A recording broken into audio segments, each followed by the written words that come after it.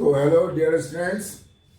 तो हम लोग आज आपको फिर नेक्स्ट पॉइंट क्या डिस्कस करने जा रहे हैं, Kohlrausch law and its application. Electrochemistry में बहुत ही इंपॉर्टेंट टॉपिक है खोलरॉस लॉ।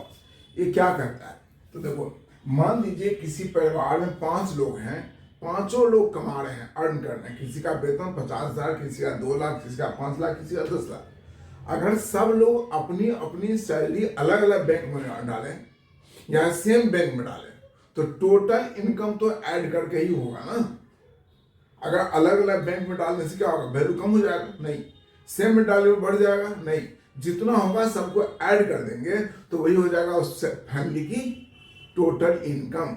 उसी तरह किसी कंपाउंड की जो मोलर कंडक्टिविटी होगी इनफिनाइट डाइल्यूशन पर, इनफिनाइट डाइल्यूशन मतलब होता है कि जैसे बीकर लिया आपने, बीकर में आपने इलेक्ट्रोलाइट को डाला और थोड़ा पानी डाला, उसकी मोलर कंडक्टिविटी 50 आई, पानी और बढ़ा दिया तो 60 हो गया, और बढ़ा दिया 70 हो गया।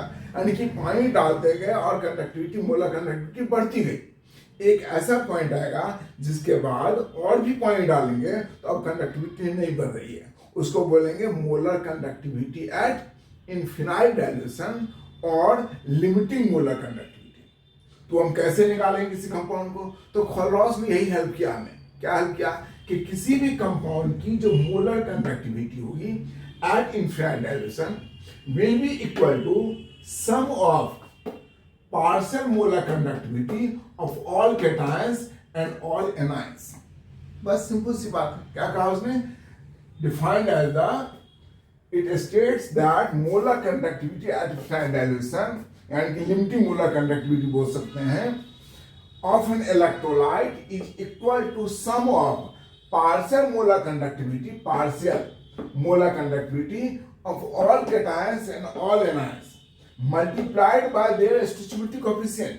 जैसे इसमें एल्यूमिनियम कितना है? 2 है, सल्फेट 3 है, तो उससे ही मल्टीप्लाई करना पड़ेगा। ठीक है, सबको मल्टीप्लाई कर देंगे, ऐड कर देंगे तो निकल जाएगा मोलर कंडक्टिविटी। क्या डिफाइन किया आपने? The molar limiting molar conductivity और लिमिटिंग और molar conductivity at infinite dilution will be equal to sum of partial molar conductivity of all cations and all anions.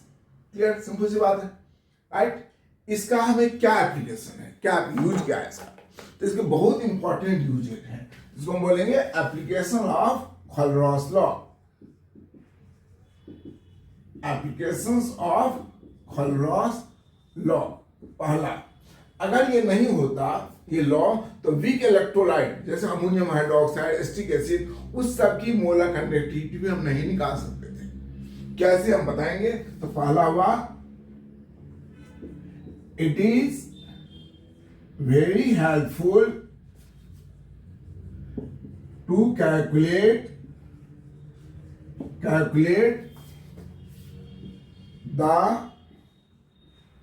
molar, to calculate the that is, बोलिए, to calculate the molar conductivity of very weak electrolyte like ammonium hydroxide, acetic acid, etc. उस सब पर नहीं निकाल सकते थे। पहला application ये हो गया।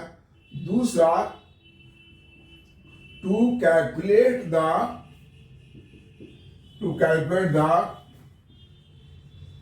degree of dissociation, that is alpha of an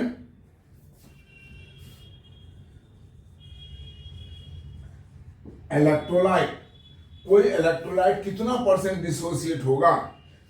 formula alpha equal to molar conductivity at given concentration divided by molar conductivity at infinite dilution. इस फॉर्मूला से, ये फॉर्मूला का हमने इक्वेशन क्या था हमारा, याद होगा आपको? दैट इज का pi into thousands divided by molarity, और ये तो हमने इस फॉर्मूला से निकालना है। ठीक है। तीसरा to calculate the